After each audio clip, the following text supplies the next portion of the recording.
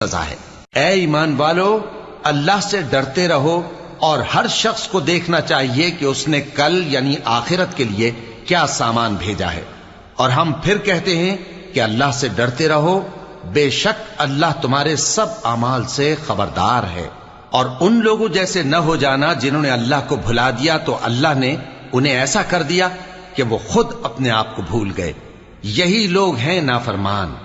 अहले दोज़ख और अहले बहिश्त बराबर नहीं, अहले बहिश्त ही कामयाबी हासिल करने वाले हैं। अगर हम ये कुरान किसी पहाड़ पर नाजिल करते तो तुम इसको देखते कि अल्लाह के खौफ से दबा और फटा जाता है।